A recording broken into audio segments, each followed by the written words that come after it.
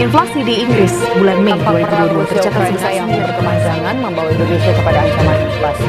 Lemah rupiah juga melonjaknya komoditas. Kenaikan harga tidak hanya terjadi di komoditas energi, tapi juga komoditas pangan. Bank Indonesia memperkirakan tahun ini inflasi bisa berada di atas.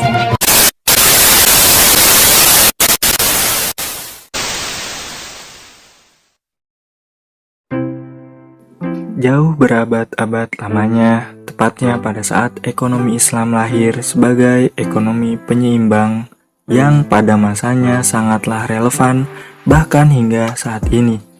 Tepatnya pada saat Nabi Muhammad SAW melakukan aktivitas perdagangan pada usia 16 tahun di sekitar Masjidil Haram dengan menggunakan sistem murabahah atau singkatnya sistem transparansi antara penjual dan pembeli. Inilah yang menjadi titik awal kemunculan ekonomi Islam yang memberikan cukup banyak perbedaan dari sistem ekonomi yang telah ada di dunia pada saat itu, bahkan hingga saat video ini dibuat. Ekonomi Islam yang sangat mementingkan keadilan, saling menguntungkan, saling ridho, dan menjunjung tinggi ketuhanan merupakan konsep ekonomi masa depan yang sangat baik sekali.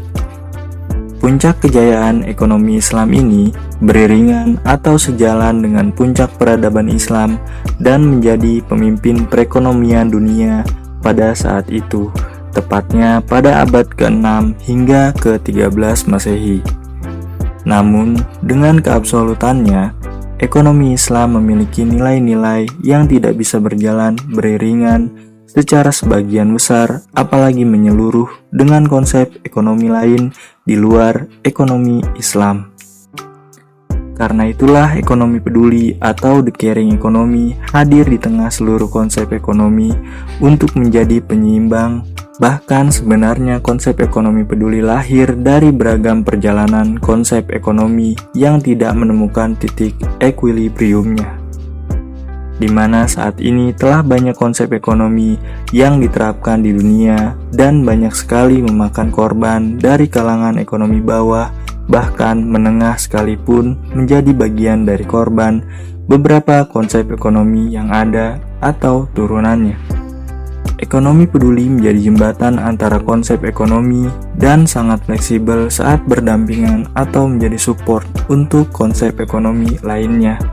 Ini adalah salah satu bagian dari keseimbangan yang dimaksudkan dalam konsep ekonomi peduli.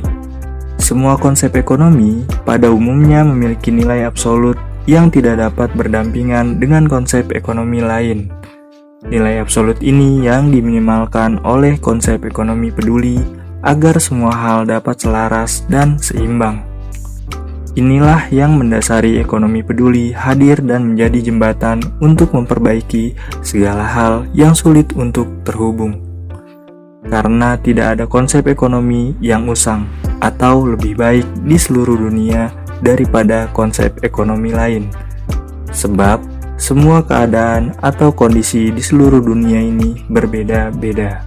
Salah satu bagian dari ekonomi peduli yang sangat mendukung terjadinya keseimbangan adalah peranan penting para pelaku usaha besar terhadap dunia UMKM.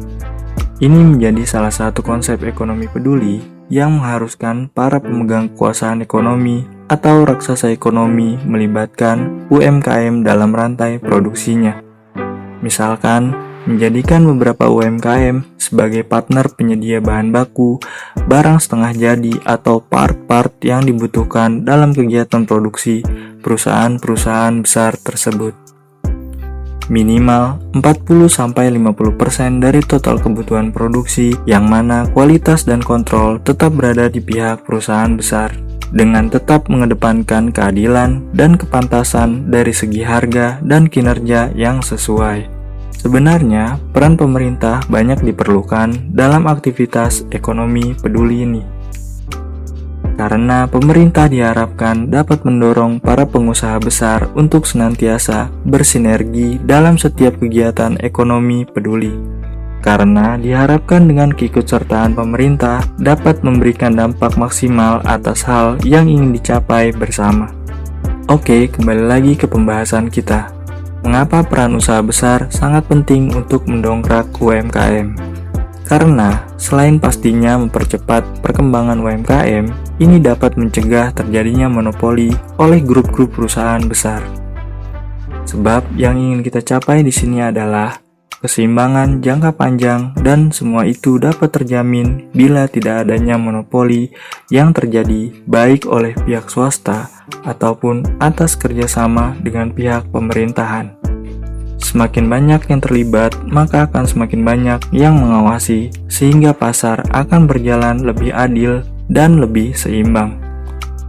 Sekali lagi, dalam ekonomi peduli tidak pernah menyudutkan salah satu dari konsep ekonomi lain.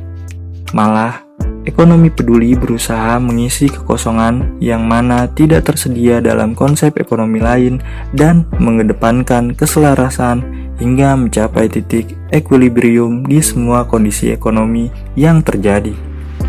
Saat perusahaan-perusahaan besar membantu dan mengembangkan para UMKM dan menjadi lokomotif penggerak para UMKM, UMKM diharapkan dapat bertumbuh dan terarah sehingga dapat menjadi penebar bibit UMKM baru yang tumbuh tepat di bawah mereka. Inilah revolusi ekonomi yang ingin dibentuk oleh ekonomi peduli. Jelas sekali peradaban manusia akan ke arah yang pastinya dan harusnya lebih baik. Namun, bagaimana dari segi ekonomi? Apakah kita mau terus-menerus menjadi korban ekonomi klasik? Dari jumlah UMKM yang tercatat mencapai 65,47 juta unit pada data tahun 2019. Dari data ini, bila saja kita berangan-angan, ekonomi peduli telah berjalan dan masuk ke dalam 50% saja UMKM yang ada dari data tersebut.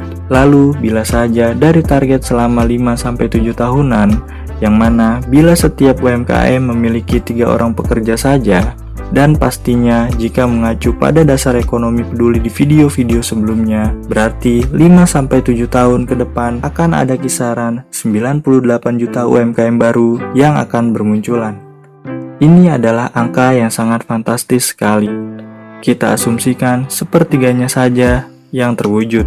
Lebih kurang ada kisaran 32,6 juta UMKM baru yang akan bermunculan. Ini akan menjadi kemajuan pengembangan yang sangat fantastis sekali bagi UMKM yang ada di Indonesia. Bila terus memakai angka tersebut dengan maksimal error 65% dan suksesnya katakan hanya 35% seperti contoh, tidak menutup kemungkinan selama 20 tahun berjalan akan tembus lebih kurang 190-200 juta unit UMKM yang ada di Indonesia.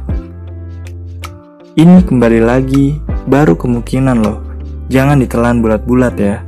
Namun setidaknya kalau bentuknya kemungkinan, ada 50% kesempatan untuk berhasil. Sekalipun gagal, kemungkinan terburuknya masih bisa diukur dan diperhitungkan pastinya. Bagaimana kira-kira generasi muda Indonesia saat ini?